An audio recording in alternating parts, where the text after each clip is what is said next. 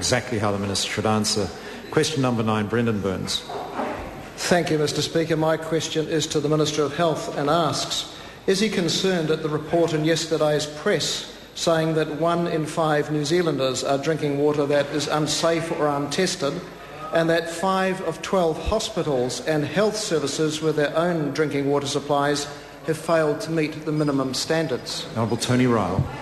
Yes, Minister, Speaker. I am concerned that the report in the press, as it misrepresents the Ministry of Health annual report of drinking water quality, which was released in June 4 months ago.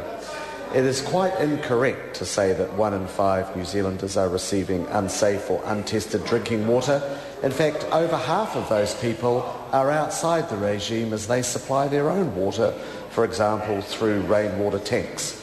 The key finding of the Ministry of Health report is that the number of people with bacteria detected in their water fell from 3% to 2%, which some might describe as a reduction of 33%. Brendon Burns. Supplementary question. Is the Minister agreeing with his Ministry's report identifying that hospitals, 20% of schools and many other supplies aren't delivering safe water to what it says 137,000 more New Zealanders than the previous year surveyed? Or is he siding with his benchmate who last week told the House that the drinking water standards are, quote, Rolls-Royce and unaffordable? The Honourable Tony Ryle. Mr Speaker, I think it's very important to actually look in behind what is being mentioned by the member opposite. If, for example, if you look at the matter of his description of 5 of 12 hospitals not complying, I think we should be clear that 3 of these are small clinics on Great Barrier and at Waiheke Island who are having the size of a house supplying water equivalent to local home supplies. Another is a facility owned by a trust, of which the DHB is working to reduce the risks. And the 5th is Princess Margaret Hospital in Christchurch, which remained in this status while that member's government was in office. Brendon Burns. Order. Order. That's quite enough. Called Brendon Burns. Thank you, Mr Speaker.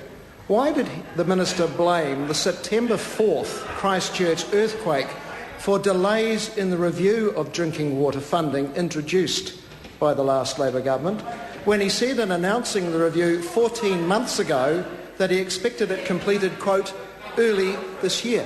The Honourable Tony Ryle. Mr Speaker, the report has taken longer to prepare than it was expected, but announcements will be made in due course. Brendon Burns. Will the Minister give all New Zealanders on a reticulated supply an assurance that their water is or soon will be made safe to drink?